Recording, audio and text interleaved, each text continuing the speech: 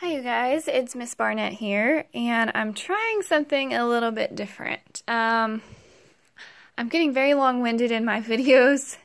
Not that that's a terrible thing, but I'm just going to try something a little bit different and see if I can't go through here a little faster. Instead of going through my PowerPoint slides, I've got my handwritten notes here, and I'm just going to kind of go over and discuss these chapters. These chapters are actually some of my favorites, which is probably why I start talking and don't seem to stop. But you probably don't want to sit in front of your computer for an hour watching me read over PowerPoints or notes. So I'm going to try to make this a lot shorter than my last chapter video.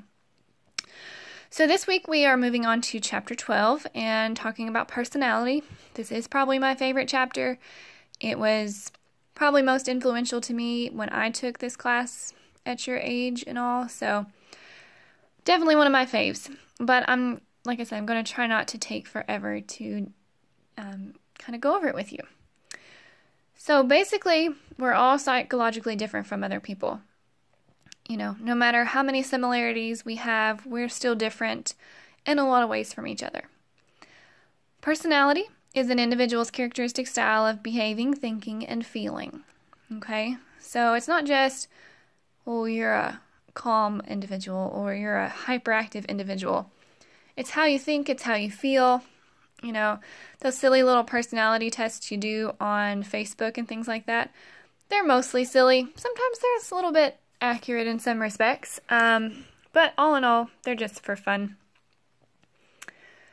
Personality is often in the eye of the beholder. We don't always put forth the same personality to all individuals that we come in contact with.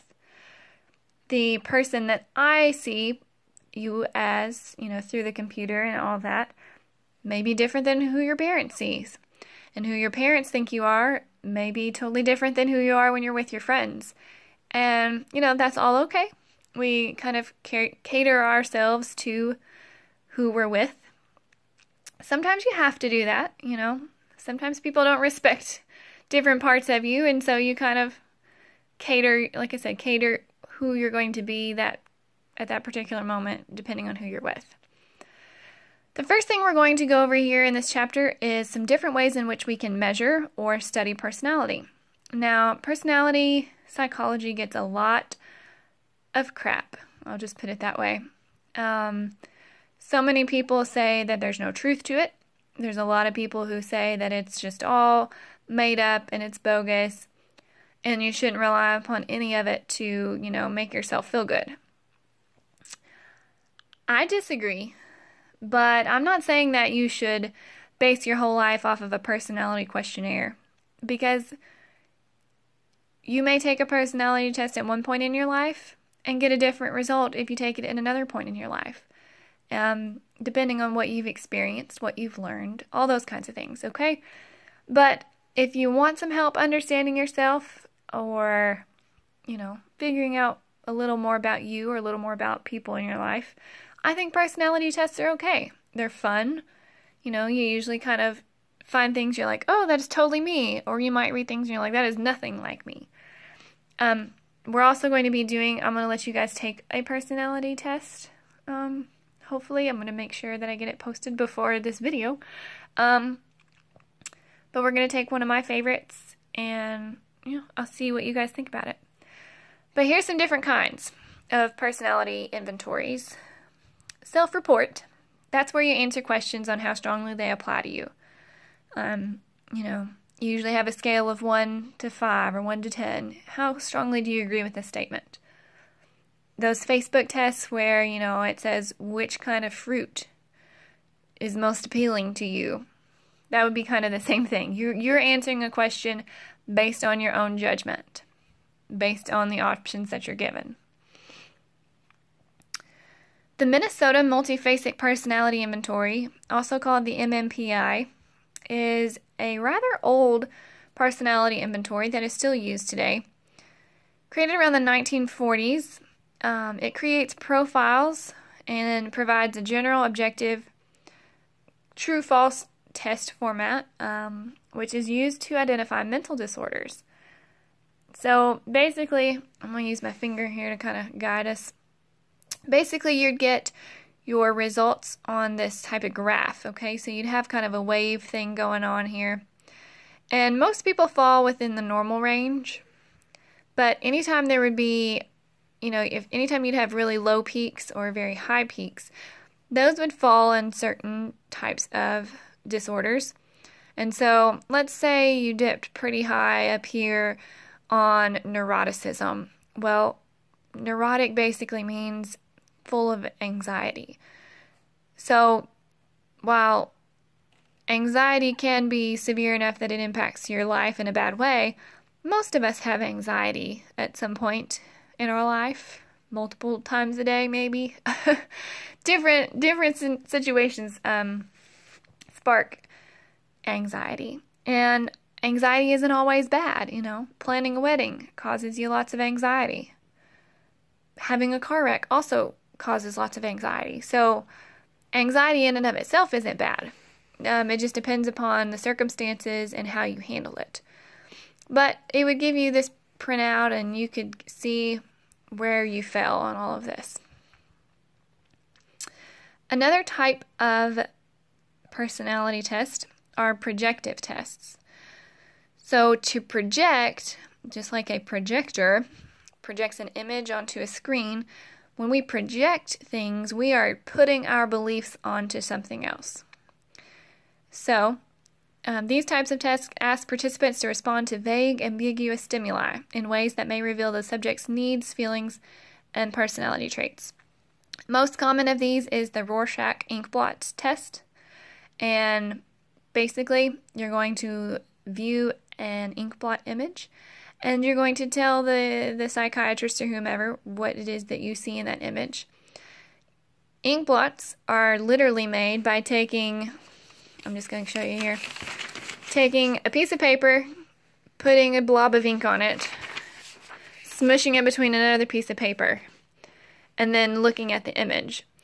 By the way, I'm in my stepdaughter's room, which is why there's messy toys everywhere. But it has the best lighting, I think.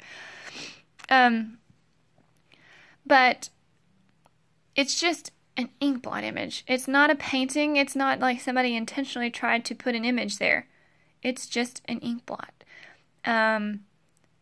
But depending on what people would see, whether they would see positive things or negative things or scary things or what have you, the psychologist could interpret some of the issues the person may be dealing with. Similar to that is the thematic apperception test, where people are shown images. So it'd be like looking into a storybook and just seeing the picture and describing for the psychiatrist what's going on in the picture. And there again, they could interpret what the person was dealing with based upon their description. Okay, some different approaches to understanding personality. Biological approach. Basically what that is going to tell us is that some of who we are comes from our genetic makeup. So we have certain traits that are stable and consistent ways of being that we probably get from our genes. You probably get certain characteristics from your mom or dad. More so than just physical characteristics, we do get other types of things, such as our personality. Maybe you have the same sense of humor as your mom or dad. Maybe you have the same work ethic. Maybe you get angry in the same way. Whatever it may be, it could come from your genes. The Big 5 factor model is another you see personality test based on the Big 5. It basically plots your personality on 5 different traits: conscientiousness, agreeableness, neuroticism, openness, and extroversion. If you rearrange all those, you get a nice little acronym of OCEAN, O-C-E-A-N, if you need a way to remember those. Openness, conscientiousness, extroversion, agreeableness, and neuroticism. You can read about that in your book. Another biological factors, that twins that are identical tend to be more alike than different. So that kind of lends a big support to genetics playing a big role in our personality. Another approach to understanding personality. We bring in our good friend Sigmund Freud here. Okay?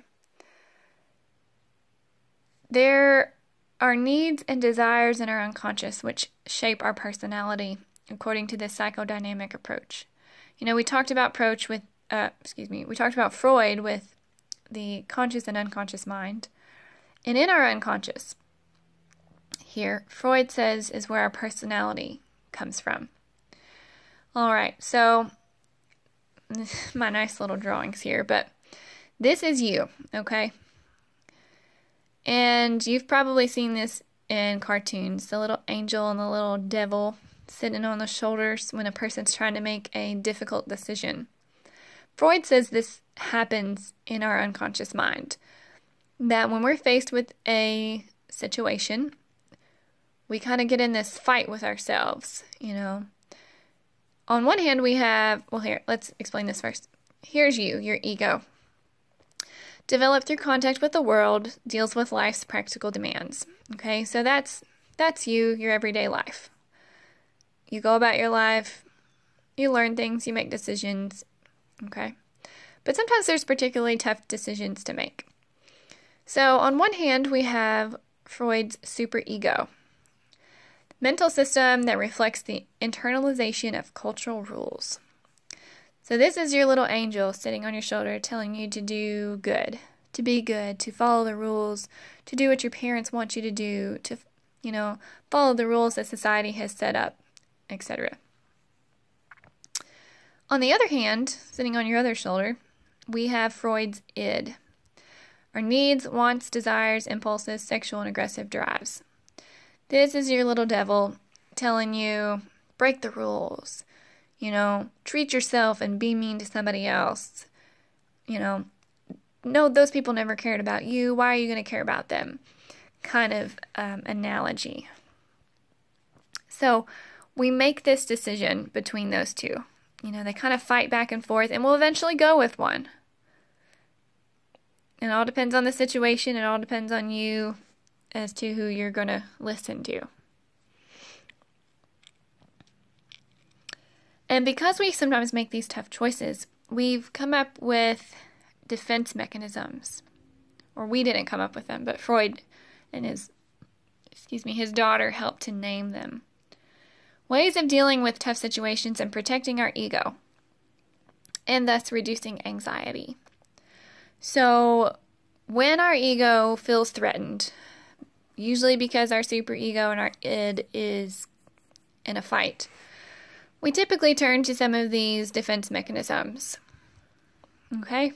So we rationalize the situation.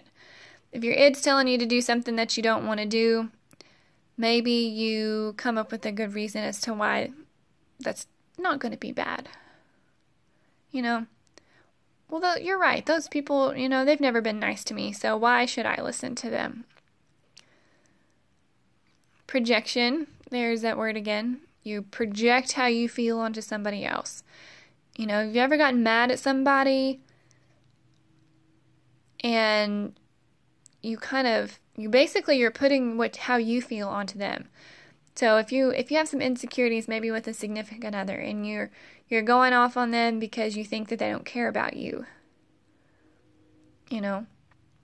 maybe you've found some reasons for which you have a hard time caring for them, and you're taking your frustrations about the situation out on that person by basically blaming what you're feeling onto them. We've seen repression before, burying things deep down, just trying to ignore them and hoping they'll go away, stuff like that. You can read about those in your book also.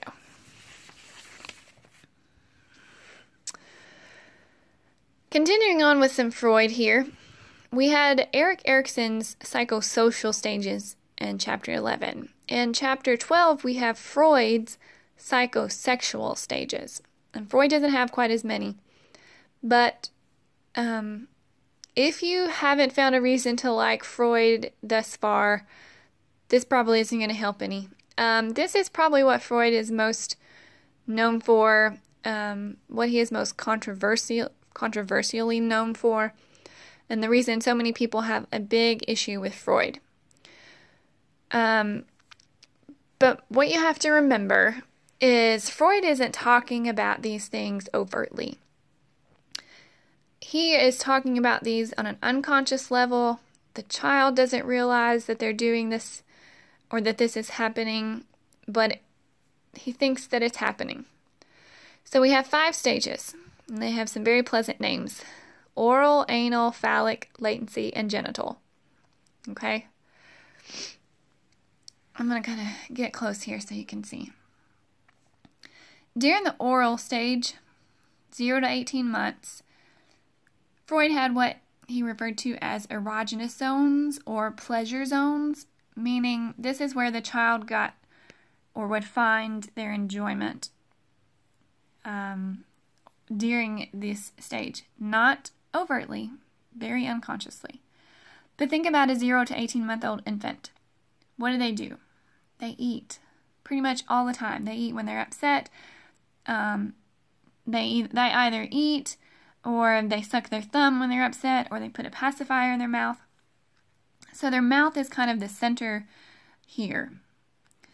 They deal with this conflict between feeding and weaning, okay?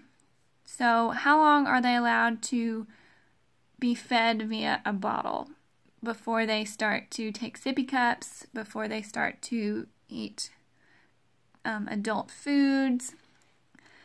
And so here again, we have this controversy or this challenge that kind of arrives.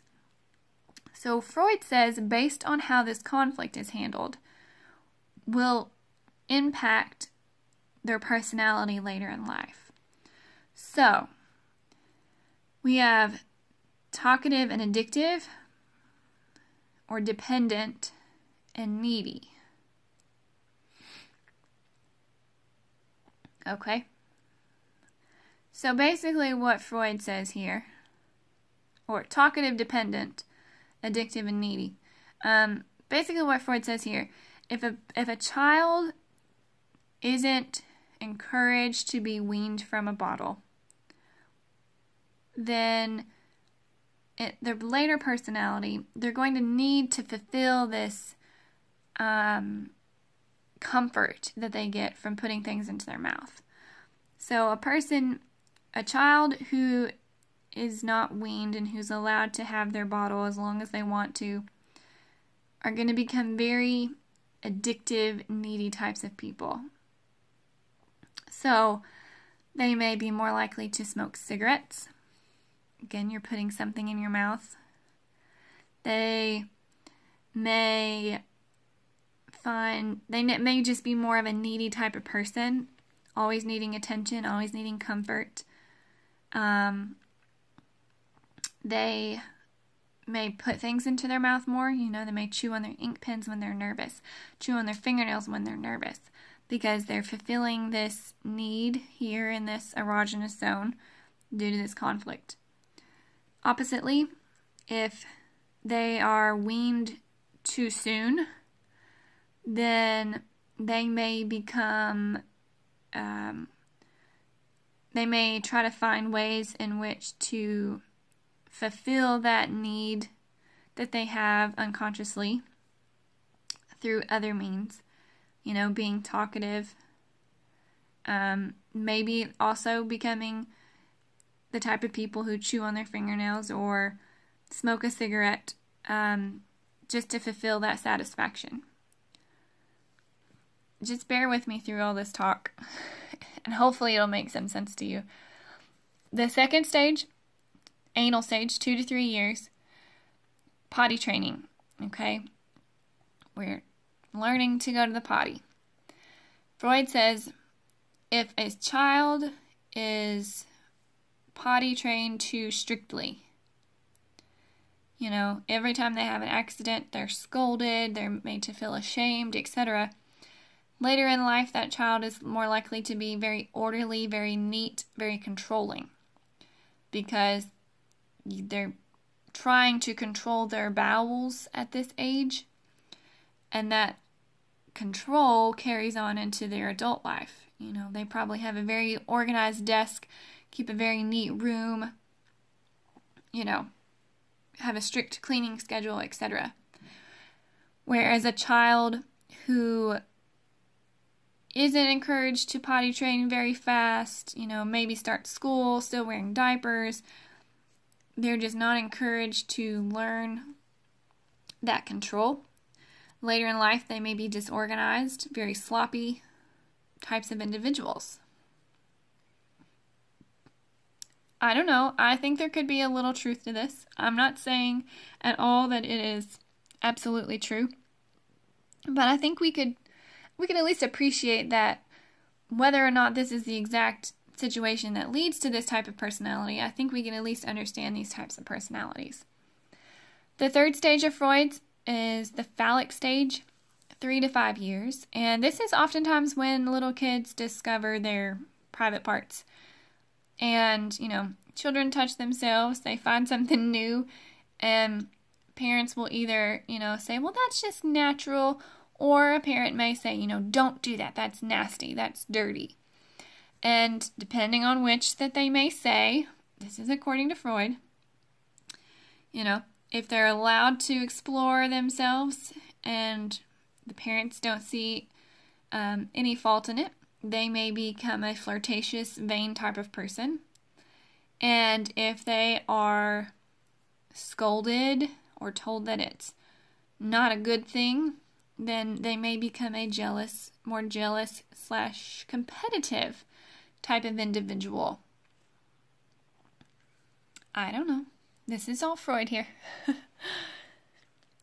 During the latent stage, latency 5 to 13 years, Freud says all of these conflicts become dormant. So we're going to school at this age. Freud says children aren't focused on anything. You know, they're more focused on friends and learning, and there's not really anything that happens. Then the genital stage resurfaces here in adulthood, where, again, genitals become the center of attention.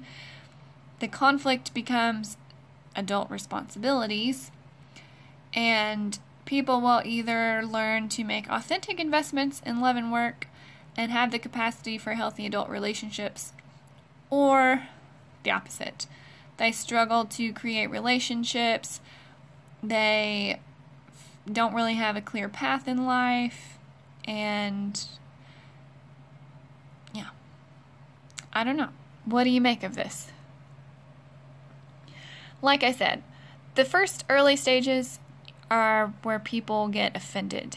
You know, my child isn't concerned with their anus, or my parenting techniques on, toileting or scolding my children isn't going to affect them later in life. Does it or does it not? I mean, I can see a strong case for either. And I don't want to sway you with my 2 cents on the issue too much, but something to think about.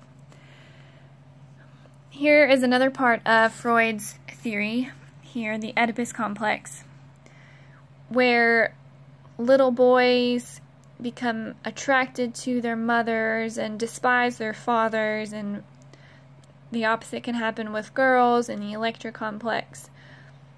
Again, Freud was talking about this stuff on a very unconscious level. Not that little boys get sexually attracted to their mothers and little girls get sexually attracted to their fathers, but that they look towards the opposite sex parent to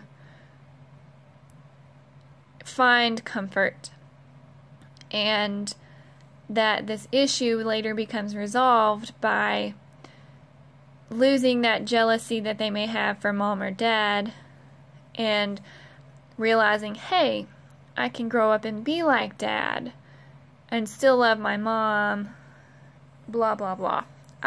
Like I said, you guys read it. You guys determine if you can make any sense of it. I am a big Freud fan. I haven't really said that to you thus far. I don't know if I've really said it to many of my students, but I'm a big Freud supporter. But I appreciate the time period that Freud was coming up with these theories, which was during the Victorian era, where nobody wanted to talk about things like sex and all of these things that were considered dirty and not appropriate for public conversation. And I can appreciate the concept of the conscious and unconscious mind. But some people do not, and that's okay. But I tend to find myself supporting Freud's ideas. I'll put it that way. Moving on from Freud here, another approach to understanding personality is the humanistic existential approach. Basically, we mentioned humanism before. Humanistic psychology says that everybody has very good potential and everybody needs to have the chance to reach their full potential in life, and that's how we're going to live happiest and be fulfilled. And everybody kind of has their own goals, such as the pursuit of knowledge, expression of creativity, spiritual enlightenment, and the desire to give to society. So you may find yourself in one of those categories, or maybe in some other category, but ultimately we need to do what makes us happiest in order to reach our full potential. And then existential, the word existential is like a philosophical term referring to our existence, our life, life and death. And it states that personality is governed by our ongoing choices and decisions in the realities of life and death. So this is saying that we kind of choose certain ways of being that we feel are safe, that are going to prolong our life, that isn't going to lead to anything dangerous or, things like that. Last page here. Another approach, the social cognitive approach. How we think about daily situations and how we respond accordingly. So, combining both our need for social interaction and our thought processes. Person-situation controversy, where behavior is caused more by personality. Is it caused more by personality or situational factors? Who's to say? Sometimes, we make a decision because that's who we are and we consistently make those decisions. Other times, maybe it depends on what kind of social, our environment is like. Again, I think we are different people, two different people. I don't think that you probably act the same in class as you do when you're sitting at home with your friends on a Friday night. But, so sometimes we do make decisions just based on the situation that we're in. Locus of control. A person's tendency to perceive the control of rewards as internal to the self or external in the environment. So when we do something and it turns out in our favor, are we more likely to give credit to ourselves, or are we more likely to give credit to something around us? Well, I just happened to be in the right place at the right time. Or do we say, well, I'm really good at this, etc. And sometimes it's both. Or it's one or the other, depending on the situation. And the chapter kind of ends with some words you're probably familiar with. Here I'm moving in on 30 minutes, so I'm going to make this fast. Some terminology describing the self. Self-concept, our knowledge of our behaviors and our characteristics. Our self-esteem, how much do we like and value who we are. Self-serving bias, people's tendency to take credit for their successes but downplay responsibility for their failures. There again, if we do something and it works out in our favor, we tend to think, oh, I did great. And when we fail, we're like, well, if I'd had more time, if that teacher hadn't, had rushed us, I could have done better, etc. And then the word narcissism there. The grandiose view of the self combined with a tendency to seek admiration from and exploit others. Some people become too consumed in themselves and put other people down along the way of building themselves up, which is not a good thing. So, there's chapter 12. My video was about 13 minutes shorter than the previous video. I'm still working on it, you guys. I'm going to try to get better. But I hope you enjoyed chapter 12, and if you have any questions at all, please make sure that you let me know.